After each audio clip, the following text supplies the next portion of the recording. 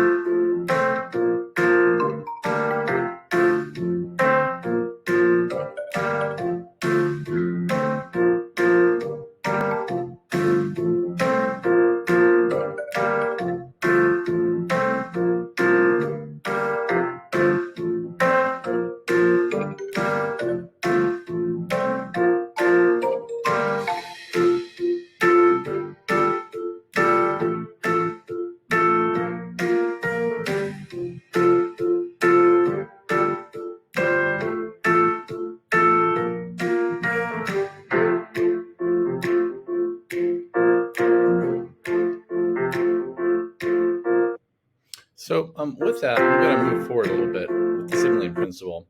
And basically what it is was just highlighted in the video, is that we need to do things that we can kind of draw certain attention to certain text or features within our screen shares. One thing is animations. So animations, if you guys have used or maybe you've never used them, they're a way in Google Slides to show certain images or text that might appear and not overload the viewer. So this is a really great feature within Google Slides. And if you, as you create slide decks, consider going into the insert portion and then inserting an animation that could be a text or it could be an image. And with that, you could allow it to fade in, or you could also allow it to kind of come in. Also, one thing I was mentioning in the video is different kinds of colors can really add punch to key terms. So sometimes if there's a really important vocabulary term, I'll bold it or I'll make the text a little bit larger or a different color. Zoom techniques, and right now I'm not presenting in Zoom, but once you do go to Zoom in a screen share, you can have a draw tool. So This is a really great feature. So if you're new to a Zoom environment, maybe your previous school used Google Meets instead of Zoom, but we do use Zoom for all of our meetings for distance learning. So once you start screen sharing, there's a button that says annotate. And with the annotation button, you can draw and write right there on certain different slides just to kind of draw attention, because we can't use our hands like was shown in the signaling principle. So with that, those are just a couple of really quick and easy things you guys can do for signaling principles. So what I'm going to do is I'm going to just kind of move forward and talk next about strategies for reducing cognitive load.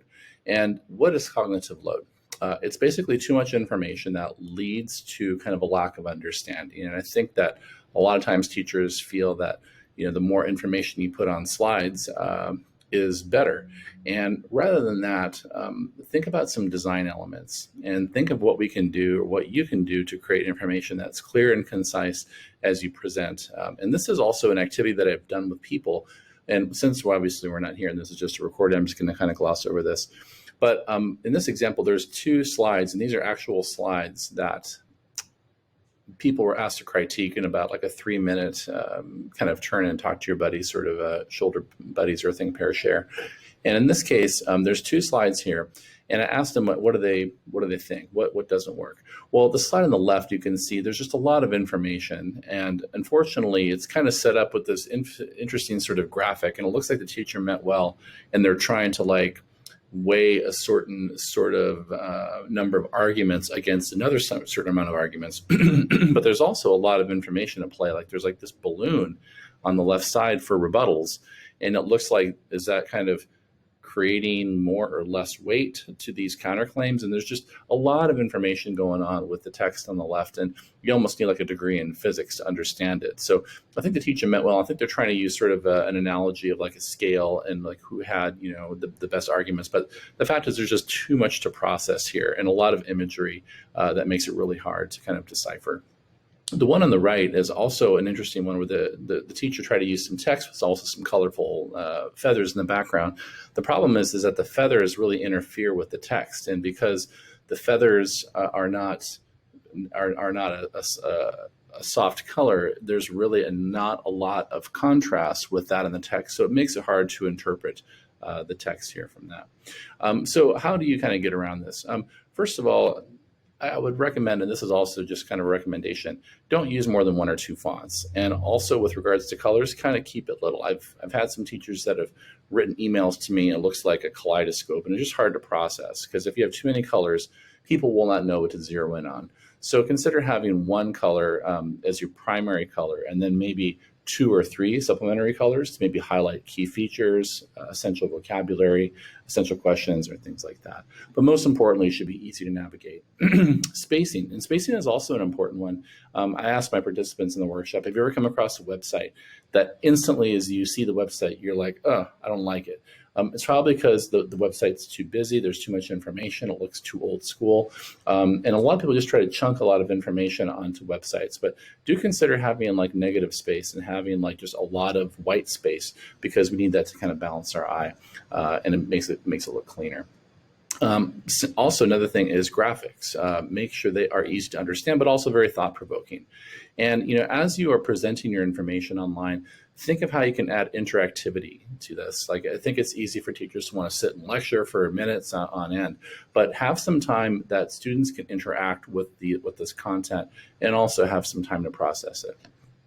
This next session, this next kind of section focuses on what's called multimedia moves for brain hacking. And right now, since we are living in such an interesting time of so much online content, we have to devise ways as educators to make sure that our content is really interesting for our students. And we find some ways to really kind of link it to life, and also find some ways that we could make it really interesting.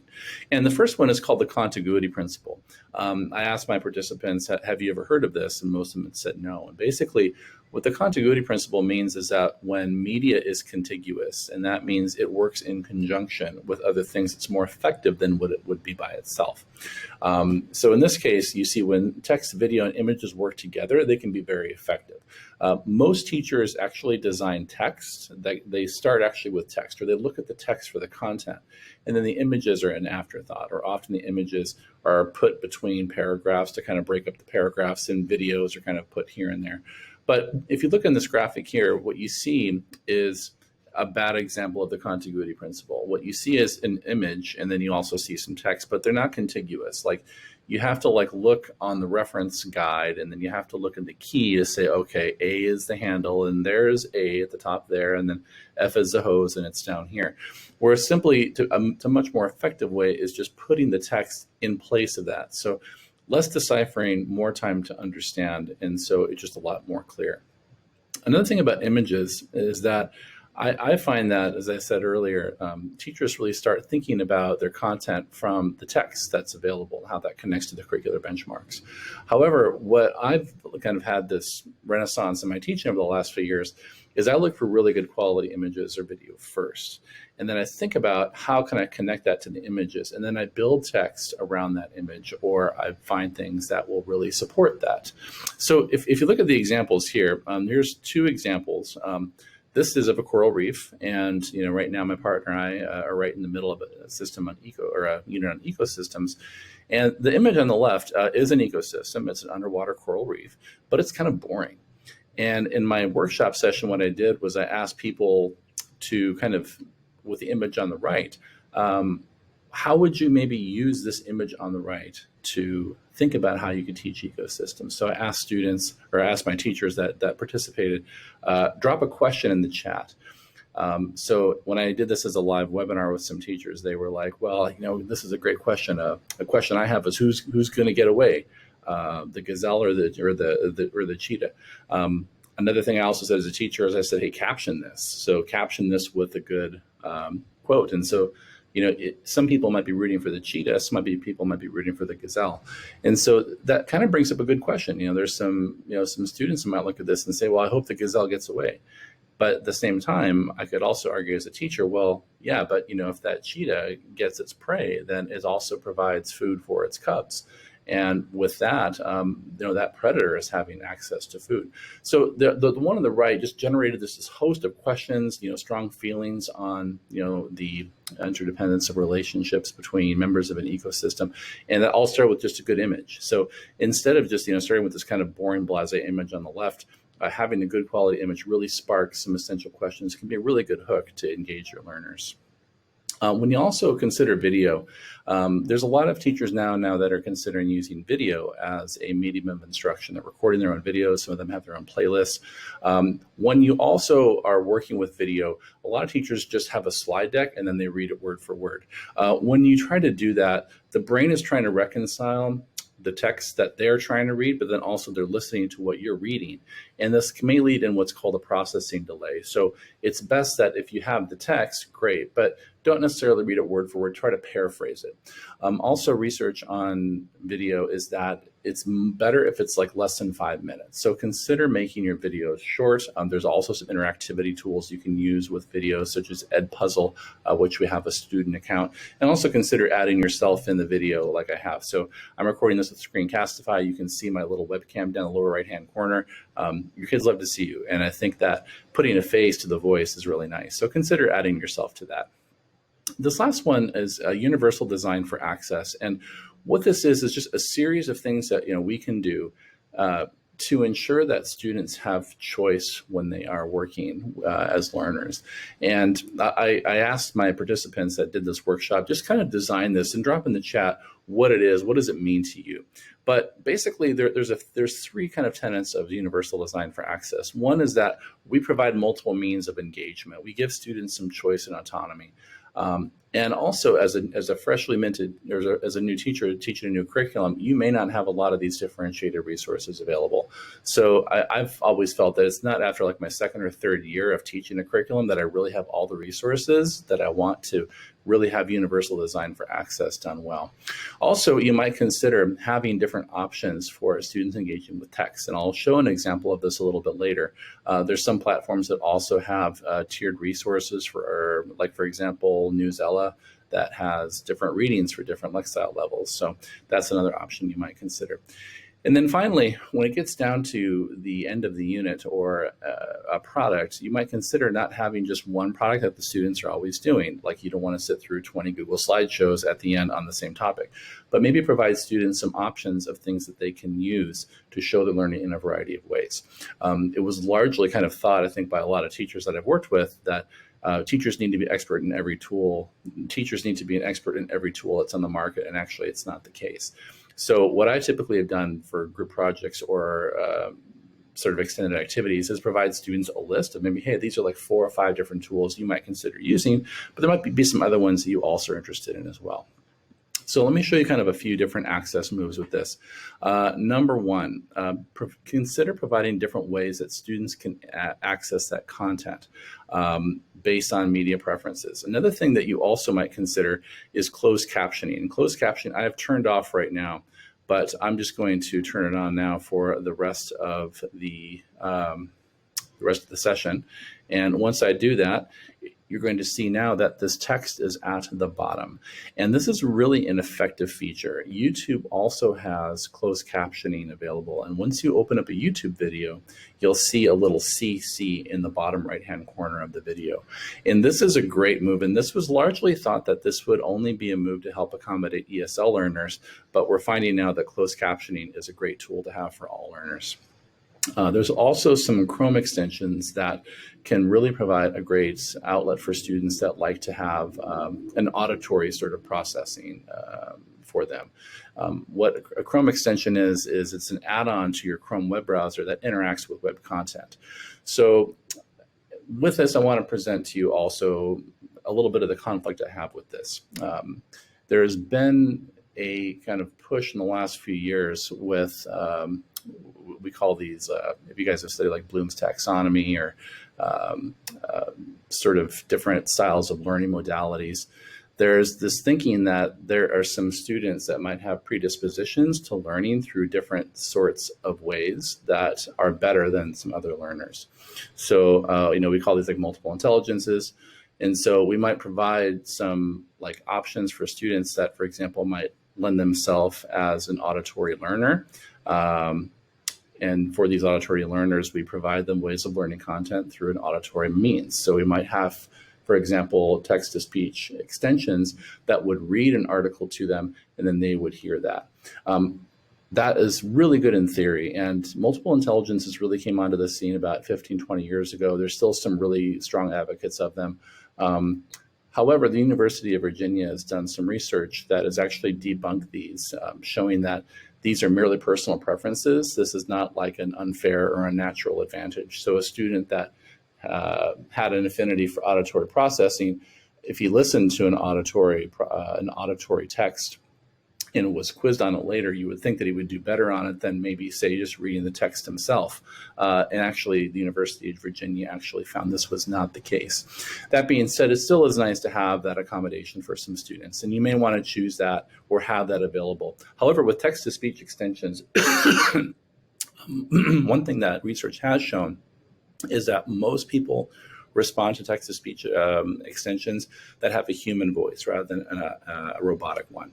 So there are some text-to-speech extensions, and I have a link here to our All Things Tech site you can check out if you want to. And these also, you can customize the gender of the speaker to be male or female, or also have it, for example, speak in a British accent. Another thing about universal design is you might consider having 3 to 5 different options for projects, but really also it's less so much about the tool and more about the content, but also consider like how students can be creative with this. There are some teachers that have, pushed like one tool on a student or a class for this project, and then they moved on to another one. It does take time to learn new tools. So just know that if students have used something once before, they may be now an expert at it by now, and they really want to use that over and over. Sometimes students kind of learn a platform and like, oh, I've used it once, I'm kind of tired, I want to try something new. So consider like having more options for creativity. I mentioned also before with tiered readings, Newsella is great, has different Lexile levels. And then finally, also, you might consider YouTube playlists. And what these are YouTube playlists are just like a list of videos that you can have in your content area that students can look at their leisure. And so I have extension activities as YouTube playlists on my Google Classroom site, and students, if they want to like look ahead and watch videos as they work, they can. So it's a really great way of accommodating that. This is also a way that you might have different content access. This is a reading that we had on a case study of St. Matthew's Island. This was an ecosystem study. And the first link was here from the Anchorage News. The second was a graphic novel. And the third was a YouTube video. So this was a different way of providing different ways for students to access the curriculum, but using a variety of methods. So this might give you some ideas on how you can provide different ways of accessing that. So this brings me to the end of this recording today, because what I did in our webinars, I had teachers have some time to work, have some participant choice, but all of these things, such as signaling cues, multimedia moves for working with students, also thinking about how you can make your content contiguous. And finally, some moves you can do for universal design for access and teaching and learning are great strategies. So this is a lot of information. I hope that some of this was new to you, and I hope that some of you that have watched walk away with a few different ideas on how you can adapt your curriculum to distance learning and or hybrid learning, and reach out to any of your innovation coaches if you have any questions. Thanks a lot.